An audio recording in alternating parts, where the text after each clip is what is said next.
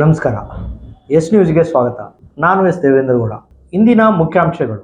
ಗರ್ಭದಿಂದ ಗೋರಿಯವರೆಗಿನ bicycle tax ಕಟ್ಟುವವರು ನಾವು ಮರಳಿ ಪಡೆದಿದ್ದೇನು. ಭೋವಿ ವಡ್ಡರ ಸಮಾಜ ತಾಲೂಕಾ ಘಟಕದಿಂದ ಬೆಳವಡಿ ಯಲ್ಲಣ್ಣನವರ 226ನೇ ಜಯಂತಿ ಆಚರಣೆ. ಜನವರಿ 30ರಿಂದ ಫೆಬ್ರವರಿ 13ರವರೆಗೆ ಸ್ಪರ್ಶ ಕುಷ್ಠರೋಗ ಜಾಗೃತಿ ಅಭಿಯಾನ. ಅರುಣ್ ಕುಮಾರ್ ದೇಸಾಯಿ. ಕಾರ್ಮಿಕ ಸಂಹಿತೆ ವಿಬಿ ಗ್ರಾಮ್ಜಿ ಕಾಯ್ದೆ ವಾಪಸ್ಸು ಪಡೆಯಲು ಎಐಸಿಸಿಟಿಯು ಮುಖಂಡರ ಆಗ್ರಹ. 49ರ ಉಪಕಾಲುವೆ ಮೇಲೆ ವಾಸಿಸುತ್ತಿರುವ ವಸತಿಹೀನ ಕುಟುಂಬಕ್ಕೆ ವಸತಿ ನೀಡಲು ನಗರಸಭೆಗೆ ಎಐಯುಕೆಎಸ್ ಮನವಿ.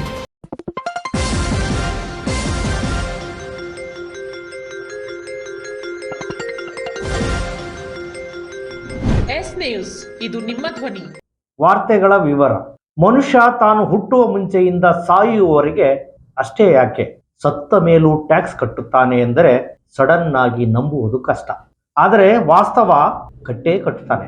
ಟ್ಯಾಕ್ಸ್ ಕಟ್ಟಿಸಿಕೊಂಡ ಸರ್ಕಾರ ಮರಳಿ ನೀಡಿದ್ದೇನು ಅನ್ನುವುದು ಬಹಳ ಮುಖ್ಯ. ಈ ಕುರಿತು ಒಂದು ವರದಿ ನಿಮ್ಮ ಮುಂದೆ. ಗರ್ಭದಲ್ಲಿರುವಾಗಲೇ ಮಗುವಿಗಾಗಿ ವ್ಯಾಕ್ಸಿನೇಷನ್ ಹಾಕಿಸಬೇಕು. GST 5%. ಹೆರಿಗೆಗಾಗಿ ಆಸ್ಪತ್ರೆ ಕೋಣೆ ಬಾಡಿಗೆ 5,000 ರೂಪಾಯಿ ಮೇಲಿದ್ದರೆ GST 5%. ಮಕ್ಕಳ ಬೇಬಿ ಫುಡ್ ಖರೀದಿ GST 12%ರಿಂದ 18%ನವರೆಗೆ. ಮಕ್ಕಳ ಡೈಫರ್ ಖರೀದಿ GST 12%. ಮಕ್ಕಳ ಆಟಿಕೆ ಖರೀದಿ GST 12%. ಶಾಲೆ uniform, shoe, bag, lunch box GST 12%. Stationery GST 18%. Extra classes, music, coaching GST 18%. ಮೊದಲ ಸೈಕಲ್ ಖರೀದಿ GST 18%. ನಂತರ ಗಾಡಿ, ಮನೆಗಾಗಿ road tax, excise duty, toll tax. ನಂತರ ಮದುವೆಗೆ ಬ್ಯಾಂಕೆಟ್ ಹಾಲ್, ಶಾಮಿಯಾನ್, ಕ್ಯಾಟರಿಂಗ್, ಜ್ಯುವೆಲರಿ, ಬಟ್ಟೆ, ಮದುವೆ ಪತ್ರ, ಹನಿಮೂನ್, ಟ್ರಾವೆಲ್ ಎಲ್ಲ ಕಡೆ GST ಕಟ್ಟಲೇಬೇಕು. ಮರಣದಲ್ಲಿಯೂ ಕಾಯಿ, ಚಂದನ್, ನಂತರ ದಿನ ಆಚರಣೆ ಪತ್ರಿಕೆಯಲ್ಲಿ ಜಾಹೀರಾತು GST ತಪ್ಪಿದ್ದಲ್ಲ. ಇಲ್ಲಿಗೆ ಮುಗಿಯಲಿಲ್ಲ. ಮರಣ ನಂತರ ಆಸ್ತಿ ವರ್ಗಾವಣೆ, ಮ್ಯೂಟೇಷನ್, ಇಲ್ಲಿಯೂ ನಾನಾ ರೀತಿ ಟ್ಯಾಕ್ಸ್ ಕಟ್ಟಲೇಬೇಕು. ಇಷ್ಟೆಲ್ಲ ಟ್ಯಾಕ್ಸ್ ಕಟ್ಟಿದ ನಮಗೆ ಸಿಕ್ಕಿದ್ದೇನು? ಉತ್ತಮ ಗುಣಮಟ್ಟದ ಶಿಕ್ಷಣವಿಲ್ಲ, ಆರೋಗ್ಯವಿಲ್ಲ, ಉತ್ತಮ ಸಾರಿಗೆ ಇಲ್ಲ, ಉತ್ತಮ ರಸ್ತೆ ಇದ್ದರೆ ಅಲ್ಲಿಯೂ ಟೋಲ್ ಟ್ಯಾಕ್ಸ್, ಪ್ರತಿದಿನ ಕುಡಿಯುವ ನೀರು ಇಲ್ಲ. ಇದನ್ನೆಲ್ಲ ಒದಗಿಸಬೇಕಾದ ಸರ್ಕಾರ ಮಾಡುತ್ತಿರುವುದಾದರೂ ಏನು? ಯೋಚಿಸಿ ತೀರ್ಮಾನಿಸಿ. ಜನರ ಸರ್ಕಾರ ತರುವುದು ನಿಮ್ಮ ಕೈಯಲ್ಲಿದೆ. ಕರ್ನಾಟಕ ರಾಜ್ಯ ಭೋವಿ ವಡ್ಡರ ಸಮಾಜ ತಾಲೂಕು ಘಟಕದಿಂದ ಸಿಂಧನೂರು ನಗರದಲ್ಲಿ ಪ್ರಥಮ ಬಾರಿಗೆ ಸ್ವಾತಂತ್ರ್ಯ ಹೋರಾಟಗಾರ ಕಿತ್ತೂರು ಸಂಸ್ಥಾನದ ಬೆಳವಡಿ ವಡ್ಡರ್ ಯಲ್ಲಣ್ಣನವರ 226ನೇ ಜಯಂತಿಯನ್ನು ಅವರ ಭಾವಚಿತ್ರಕ್ಕೆ ಮಾಲಾರ್ಪಣೆ ಮಾಡುವ ಮೂಲಕ ನಗರದ ಪ್ರವಾಸಿ ಮಂದಿರದ ಎದುರಿಗಿರುವ ತರಕಾರಿ ಮಾರುಕಟ್ಟೆಯಲ್ಲಿ ಇಂದು ಸರಳ ಮತ್ತು ಅರ್ಥಪೂರ್ಣವಾಗಿ ಆಚರಿಸಲಾಯಿತು. ನಂತರ ತಾಲೂಕು ಯುವ ಘಟಕದ ಅಧ್ಯಕ್ಷರಾದ ರೌಡ್ಕುಂದ ಹನುಮೇಶ್ ಮಲ್ಲದಗುಡ್ಡ ಮಾತನಾಡಿ, 8ನೆಯ ಭಂಟ ಸಂಗೊಳ್ಳಿ ರಾಯಣ್ಣನ ಬಲಗೈ ಭಂಟನಾಗಿ ಕಿತ್ತೂರು ರಾಣಿ ಚೆನ್ನಮ್ಮನವರ 2ನೇ ದತ್ತು ಪುತ್ರನಾಗಿ ಬ್ರಿಟಿಷರ ವಿರುದ್ಧ ಹೋರಾಟ ಮಾಡಿ ನಮ್ಮ ಭಾರತ ದೇಶಕ್ಕೆ ಸ್ವಾತಂತ್ರ್ಯ ತರುವಲ್ಲಿ ಅವರು ಕೂಡ ಒಬ್ಬರಾಗಿದ್ದರು. ಇಂಥ ಮಹಾನ್ ವ್ಯಕ್ತಿಯನ್ನು ಪಡೆದ ಸಮಾಜ ಹೆಮ್ಮೆ ಪಡಬೇಕಾದ ವಿಷಯವಾಗಿದೆ. ಶಬ್ದವೇದಿ ತಂತ್ರದ ವಿದ್ಯೆಯನ್ನು ಕಲಿತಿದ್ದ ಯಲ್ಲಣ್ಣ ಶತ್ರುಗಳ ಸೈನ್ಯ ಬರುವುದನ್ನು ಕೇವಲ ಶಬ್ದದಿಂದಲೇ ಕಂಡು ಹಿಡಿದು ಸಂಗೊಳ್ಳಿ ರಾಯಣ್ಣನಿಗೆ ತಿಳಿಸುತ್ತಿದ್ದ. ಸುಮಾರು 800 ಸೈನಿಕರನ್ನು ಒಗ್ಗೂಡಿಸಿ ರಾಯಣ್ಣನ ಬೆನ್ನೆಲುಬಾಗಿ ನಿಂತ ಮಹಾನ್ ಧೀರವಂತ, ನಿಷ್ಠಾವಂತ ಸೇವಕನಾಗಿದ್ದರು. ಕರ್ನಾಟಕ ರಾಜ್ಯದಲ್ಲಿ ಬೆಳವಡಿ ಯಲ್ಲಣ್ಣನವರ ಪ್ರಾಧಿಕಾರ ರಚನೆಯಾಗಬೇಕು. ರಾಜ್ಯ ಸರ್ಕಾರ ಈ ವಿಷಯವನ್ನು ಸೂಕ್ಷ್ಮವಾಗಿ ಗಮನಿಸಿ ನಮ್ಮ ಭೋವಿ ವಡ್ಡರ ಸಮಾಜದ ಜನರ ಬೇಡಿಕೆಯನ್ನು ಈಡೇರಿಸಬೇಕು ಎಂದರು. ಈ ವೇಳೆ ಶಂಕರಪ್ಪ ಬ್ಯಾಡಗಿ ವಿರುಪಾಪುರ, ನಿರುಪಾದಿ ಸಾಸಲಮರಿ, ವೀರೇಶ್ ಸಿದ್ದರಾಂಪುರ, ಶಿವಕುಮಾರ್ ವಿರುಪಾಪುರ, ಹನುಮೇಶ್ ತಿಡಿಗೋಳ್, ತಿಮ್ಮಾರೆಡ್ಡಿ ಸಾಸಲಮರಿ, ವೆಂಕಟೇಶ್ ತುರುಬಿಹಾಳ್, ಯಂಕೋಬ್ ರೌಡ್ಕುಂದ, ವೆಂಕಟೇಶ್ ಸಿಂಧನೂರ್, ದ್ಯಾವಣ್ಣ ಮಲದಗುಡ್ಡ, ಮಾರೇಶ್ ರಾಗಲ್ಪರ್ವಿ ಸೇರಿದಂತೆ ಸಮಾಜದ ಅನೇಕ ಮುಖಂಡರು ಭಾಗವಹಿಸಿ ಬೆಳವಡಿ ಯಲ್ಲಣ್ಣನ 226ನೇ ಜಯಂತಿಯನ್ನು ಆಚರಿಸಿದರು. ಆಕಸ್ಮಿಕವಾಗಿ ನಿನ್ನೆ ನಡೆದಿರ್ತಕ್ಕಂಥ ಒಂದು ಬೆಳವಣಿಗೆಯಲ್ಲಿ ಇವತ್ತು ಪೂಜಾ ಕಾರ್ಯಕ್ರಮ ಹಮ್ಮಿಕೊಳ್ಳಲಾಗಿದೆ. ಮುಂದಿನ ದಿನಗಳಲ್ಲಿ ಯಲ್ಲಣ್ಣವರ ಸಾಧನೆ, ಯಲ್ಲಣ್ಣವರು ಸ್ವತಂತ್ರ ಹೋರಾಟದಲ್ಲಿ ಅವರೇನು ಭಾಗವಹಿಸಿದರು, ರಾಯಣ್ಣನ ಬಲಗೈಯಾಗಿ ಕಿತ್ತೂರು ರಾಣಿ ಚೆನ್ನಮ್ಮಗ ಒಬ್ಬ 2ನೇ ದತ್ತು ಮಗನಾಗಿ ಹೋರಾಟ ಮಾಡಿ ಬ್ರಿಟಿಷ್ ವಿರುದ್ಧ ಹೋರಾಟ ಮಾಡಿರ್ತಕ್ಕಂಥದ್ದು ನಮ್ಮ ಸಮಾಜದ ಹೆಮ್ಮೆಯ ಪುತ್ರ, ಹೋರಾಟಗಾರ, ದೇಶಪ್ರೇಮಿ ವಡ್ಡರ ಯಲ್ಲಣ್ಣ ಅಂತ ನಾವು ಭಾವಿಸಬೇಕಾಗ್ತದೆ. ಹಾಗಾಗಿ ನನ್ನದೇ ಒಂದು ಬೇಡಿಕೆ ಏನಂದರೆ, ರಾಜ್ಯದಾದ್ಯಂತ ಯಲ್ಲಣ್ಣನವರ ಒಂದು ಪ್ರಾಧಿಕಾರ ರಚನೆ ಆಗಬೇಕು. ಸರ್ಕಾರ ಕೂಡ ಯಲ್ಲಣ್ಣವರ ಜಯಂತಿ ಘೋಷಣೆ ಮಾಡಬೇಕನ್ನೋ ಒಂದು ಕೂಗು ಇಡೀ ರಾಜ್ಯದಲ್ಲಿ ಎಲ್ಲ ಮುಖಂಡರು ಮಾಡಬೇಕಂತೇಳಿ ಇವತ್ತಿನ ದಿನ ನಾನು ಎಲ್ಲರ ಜಿಲ್ಲೆಯ ಮುಖಂಡರಿಗೆ, ರಾಜ್ಯದ ಮುಖಂಡರಿಗೆ ಸಂದೇಶವನ್ನು ಕೊಡೋದ್ರ ಮೂಲಕ ಶತಮಾನಗಳಿಂದ ಇಂದಿನವರೆಗೂ ಕುಷ್ಠರೋಗವನ್ನು ನಿರ್ಮೂಲನೆ ಮಾಡಲು ದೇಹದ ಮೇಲಿನ ಸ್ಪರ್ಶ ಜ್ಞಾನವಿಲ್ಲದ ತಿಳಿ ಬಿಳಿ ತಾಮ್ರ ಬಣ್ಣದ ಮಚ್ಚೆಗಳು ಹಾಗೂ ನರ ಮತ್ತು ಚರ್ಮದ ಕಾಯಿಲೆಯಾಗಿದ್ದು ಮಾತ್ರೆಗಳ ಮೂಲಕ ಸಂಪೂರ್ಣ ಗುಣಪಡಿಸಬಹುದು. ತಾಲೂಕಿನ ಎಲ್ಲ ಆರೋಗ್ಯ ಕೇಂದ್ರಗಳಲ್ಲಿ ಉಚಿತ ಚಿಕಿತ್ಸೆ ಲಭ್ಯವಿದೆ. ಹೆಚ್ಚಿನ ಜಾಗೃತಿಯನ್ನು ಸಮುದಾಯಕ್ಕೆ ತಲುಪಿಸುವಂತೆ ಹೆಚ್ಚು ಪ್ರಚಾರ ಪಡಿಸಲು ತಾಲೂಕಾ ದಂಡಾಧಿಕಾರಿ ಅರುಣ್ ಕುಮಾರ್ ದೇಸಾಯಿ ತಿಳಿಸಿದರು. ನಗರದ ತಹಸೀಲ್ದಾರ್ ಕಚೇರಿಯಲ್ಲಿ ಜಿಲ್ಲಾಡಳಿತ, ಜಿಲ್ಲಾ ಪಂಚಾಯತ್, ಜಿಲ್ಲಾ ಆರೋಗ್ಯ ಮತ್ತು ಕುಟುಂಬ ಕಲ್ಯಾಣ ಇಲಾಖೆ ರಾಷ್ಟ್ರೀಯ ಕುಷ್ಠರೋಗ ನಿರ್ಮೂಲನೆ ಕಾರ್ಯಕ್ರಮದ ಪ್ರಯುಕ್ತ ಜನವರಿ 30ರಿಂದ ಫೆಬ್ರವರಿ 13ರವರೆಗೆ ಸ್ಪರ್ಶ ಕುಷ್ಠರೋಗ ಜಾಗೃತಿ ಅಭಿಯಾನದ ಕುರಿತು ತಾಲೂಕು ಸಮಿತಿ ಸಭೆಯ ಅಧ್ಯಕ್ಷತೆ ವಹಿಸಿ ಮಾತನಾಡಿದ ಅವರು, ಶಾಪದಿಂದ ಬರುತ್ತದೆಂಬ ತಪ್ಪು ಕಲ್ಪನೆ ಹೋಗಲಾಡಿಸಿ ಇದು ಮೈಕ್ರೋ ಬ್ಯಾಕ್ಟೀರಿಯಾ ಲೇಪ್ರೆ ಎಂಬ ಸೂಕ್ಷ್ಮಾಣುಜೀವಿಯಿಂದ ಬರುವ ಹಾಗೂ ಕಾಯಿಲೆ ಹೊಂದಿದ ವ್ಯಕ್ತಿ ಕೆಮ್ಮಿದಾಗ, ಸೀನಿದಾಗ ಬ್ಯಾಕ್ಟೀರಿಯಾ ಉಸಿರಿನ ಮೂಲಕ ಜೊತೆಯಲ್ಲಿ ಇರುವವರಿಗೆ ಬರುವ ಕಾಯಿಲೆಯಾಗಿದೆ. ಸ್ಪರ್ಶವಿಲ್ಲದ ಮಚ್ಚೆಗಳು ಕಂಡುಬಂದರೆ ತಕ್ಷಣವೇ ವೈದ್ಯರ ಬಳಿ ಪರೀಕ್ಷೆ ಮಾಡಿಸಿ ಖಚಿತಪಡಿಸಿಕೊಳ್ಳಿ. ದೇಹದ ಮೇಲಿನ ಮಚ್ಚೆಗಳ ಆಧಾರದ ಮೇಲೆ 6 ತಿಂಗಳಿನಿಂದ 1 ವರ್ಷದವರೆಗೆ ಉಚಿತವಾದ ಚಿಕಿತ್ಸೆಯೊಂದಿಗೆ ಸಂಪೂರ್ಣ ವಾಸಿಯಾಗುತ್ತದೆ ಎಂಬುದನ್ನು ಜನರಿಗೆ ಮನವರಿಕೆ ಮಾಡಿ. ಜೊತೆಗೆ ಬೇರೆ ಇಲಾಖೆಯ ಸಹಯೋಗದಲ್ಲಿ ಗ್ರಾಮಗಳಲ್ಲಿ, ಶಾಲೆಗಳಲ್ಲಿ ಮಕ್ಕಳಿಗೆ, ಗ್ರಾಮ ಪಂಚಾಯತ್ ಸದಸ್ಯರಿಗೆ, ಸ್ತ್ರೀ ಶಕ್ತಿ ಸಂಘ, ಯುವಕ ಯುವತಿಯರ ಸಂಘ, ವಿವಿಧ ಸಂಸ್ಥೆಗಳ ಸದಸ್ಯರಿಗೆ ಹೆಚ್ಚಿನ ಜಾಗೃತಿ ನೀಡಿ ಭಿತ್ತಿಪತ್ರ, ಪೋಸ್ಟರ್ಗಳನ್ನು ಬಿಡುಗಡೆಗೊಳಿಸಿ ಹೆಚ್ಚು ಪ್ರಚಾರ ಮಾಡಿ ಎಂದು ತಿಳಿಸಿದರು.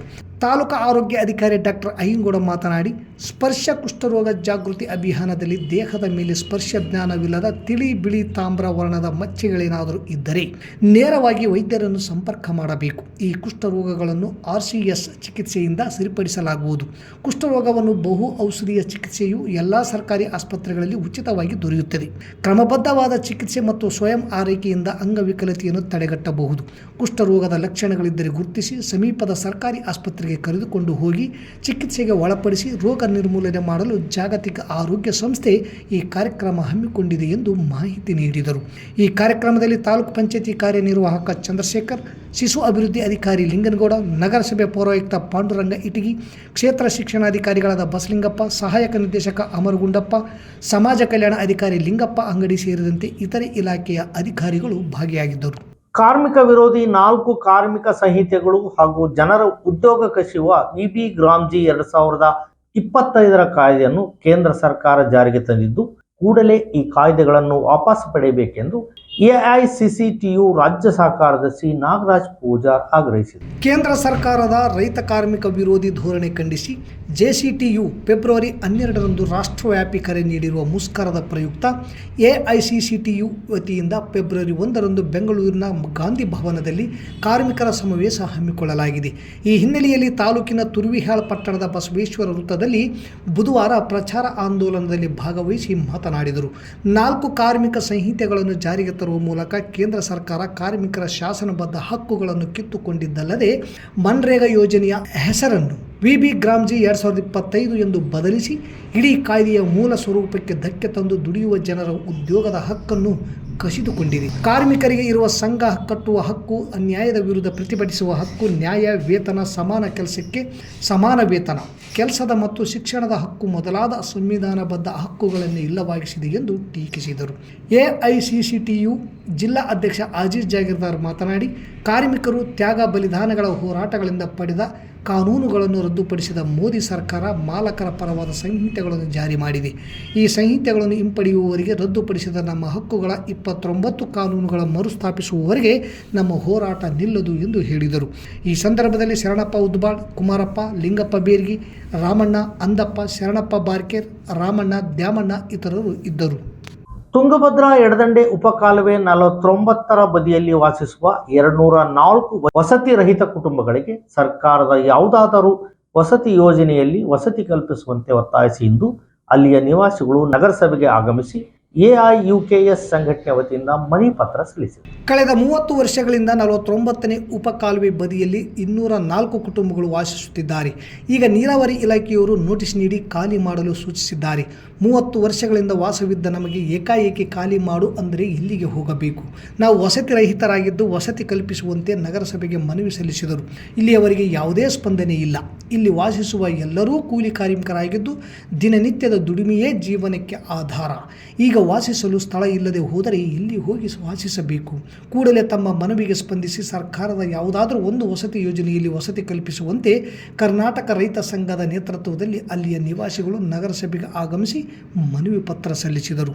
ಈ ಸಂದರ್ಭದಲ್ಲಿ ರಾಜ್ಯ ಮುಖಂಡರಾದ DH ಪೂಜಾರ್, ಚಿಟ್ಟಿಬಾಬು, ಕಾಸಿಂ, ಶಾಮಿದ್ ಸಾಬ್, ಪರ್ವೀನ್ ಬೇಗಂ, ಅಂಬಿಕಾ, ಬೂದ್ಯಮ್ಮ, ವಿಶಾಲ್, ಶಾಂತಿ, ನೂರ್ಜಾನ್, ಈರಮ್ಮ, ಶಂಕರಮ್ಮ, ರಜಿಯಾ ಬೇಗಂ ಸೇರಿದಂತೆ ಅನೇಕ ವಸತಿ ರಹಿತ ಮಹಿಳೆಯರು ಇದ್ದರು.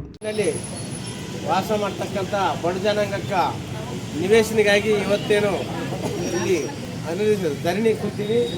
ನಮ್ಮ ಬೇಡಿಕೆ ಇರೋದು ಒಂದೇ ಬೇಡಿಕೆ, ನಮಗೆ ಒಂದು ಚೂರು ಇರೋಕ್ಕೆ ಜಾಗ ಬೇಕಂತೇಳಿ. ಆದರೆ ನಮಗೆ ನೀರಾವರಿ ಡಿಪಾರ್ಟ್ಮೆಂಟ್ನವರು ನೋಟಿಸ್ ಜಾರಿ ಮಾಡ್ಯಾರ. ನೋಟಿಸ್ ಏನಂತ ಜಾರಿ ಮಾಡ್ಯಾರ, ನೀವು ಈ ಕಾಲುವೆ ಮೇಲೆ ಇರಬಾರ್ದು, ಇಲ್ಲಿಂದ ನೀವು ಹೋಗ್ರಿ ಅಂದರೆ ನೀವು ಎತ್ತಾಗ ಹೋಗ್ಬೇಕು. ಹಾಗಾಗಿ ನಿಮಗೆ ಸಂಬಂಧಪಟ್ಟಂಥ ಅಧಿಕಾರಿಗಳು ನಿಮಗೆ ಕೂಡಲೇ ನಿಮಗೆಲ್ಲನ್ನ ಬೇರೆ ಕಡೆ ಜಾಗ ಮನೆ ವ್ಯವಸ್ಥೆ ಮಾಡಿ ಅಲ್ಲಿಗೆ ಕಳಿಸಿದರೆ ಮಾತ್ರ ನಾವು ಹೋಗ್ತೀವಿ, ಇಲ್ಲಾಂದರೆ ನಾವು ಹೋಗಲ್ಲ. ನಮಗೆ ಜಾಗ ತೋರಿಸಿ ನಮಗೆ ಜಾಗ ಕೊಡೋ ಥರ ಕೂಡ ನಾವು ಇಲ್ಲೇ ಇರ್ತೀವಿ, ಇಲ್ಲೇ ಹೋರಾಟ ಮಾಡ್ತೀವಿ. ನಮ್ಗೆ ಜಾಗ ಕೊಡೋತನ ನಾವು ಹೋಗಲ್ಲ. ನಮ್ಮ ಮತ್ತೆ ಏನನ್ನ ಸುಳ್ಳ ಬಳ್ಳ ಹೇಳಿ ಕೊಡ್ತೀವಿ ಅಂದರೆ ಕೂಡ ನಾವು ಅದನ್ನು ಒಪ್ಪಲ್ಲ. ನಮಗೆ ಬೇಕೇ ಬೇಕು, ಜಾಗ ಬೇಕು. ಜಾಗ ಕೊಡೋತನ ನಾವು ಇಲ್ಲಿಂದ ಕದಲಲ್ಲ. ಮತ್ತು ಈಗ ತುಂಬ ನೀವು ಬಡವರೇ ಇದ್ದೀರಿ, ತುಂಬ ಕಷ್ಟದಲ್ಲೇ ಇದ್ದೀರಿ, ನಿಮ್ಗೆ ಎಲ್ಲಿ ತೊಗೊಳಕ್ಕಾಗಲ್ಲ, ಏನು ಮಾಡೋಕ್ಕಾಗಲ್ಲ. ಹಾಗಾಗಿ ನಿಮಗೆ ಸರ್ಕಾರ ಕೊಡಲೇಬೇಕು, ಅಧಿಕಾರಿಗಳು ಕೊಡಲೇಬೇಕು. ಕೊಡೋತನ ನಾವು ಇಲ್ಲಿಂದ ಎದ್ದಾಳಲ್ಲ ಅಂತ ಹೇಳುತ್ತೆ. ಮತ್ತೊಮ್ಮೆ ಮುಖ್ಯಾಂಶಗಳು. ಗರ್ಭದಿಂದ ಗೋರಿಯವರೆಗಿನ ಬೈಸೈಕಲ್ ಟ್ಯಾಕ್ಸ್ ಕಟ್ಟುವವರು ನಾವು ಮರಳಿ ಪಡೆದಿದ್ದೇನು? ಭೋವಿ ವಡ್ಡರ ಸಮಾಜ ತಾಲೂಕಾ ಘಟಕದಿಂದ ಬೆಳವಡಿ ಯಲ್ಲಣ್ಣನವರ 226ನೇ ಜಯಂತಿ ಆಚರಣೆ. ಜನವರಿ 30ರಿಂದ ಫೆಬ್ರವರಿ 13ರವರೆಗೆ ಸ್ಪರ್ಶ ಕುಷ್ಠರೋಗ ಜಾಗೃತಿ ಅಭಿಯಾನ. ಅರುಣ್ ಕುಮಾರ್ ದೇಸಾಯಿ. ಕಾರ್ಮಿಕ ಸಂಹಿತೆ ವಿಬಿ ಗ್ರಾಮ್ಜಿ ಕಾಯ್ದೆ ವಾಪಸ್ಸು ಪಡೆಯಲು ಎಐಸಿಸಿಟಿಯು ಮುಖಂಡರ ಆಗ್ರಹ. 49ರ ಉಪಕಾಲುವೆ ಮೇಲೆ ವಾಸಿಸುತ್ತಿರುವ ವಸತಿಹೀನ ಕುಟುಂಬಕ್ಕೆ ವಸತಿ ನೀಡಲು ನಗರಸಭೆಗೆ ಎಐಯುಕೆಎಸ್ ಮನವಿ. ಇಲ್ಲಿಗೆ ವಾರ್ತಾ ಪ್ರಸಾರ ಮುಕ್ತಾಯವಾಯಿತು. ನಿರಂತರ ಸುದ್ದಿಗಾಗಿ ವೀಕ್ಷಿಸಿ ಎಸ್ ನ್ಯೂಸ್. ಇದು ನಿಮ್ಮ ಧ್ವನಿ. ನಮಸ್ಕಾರ.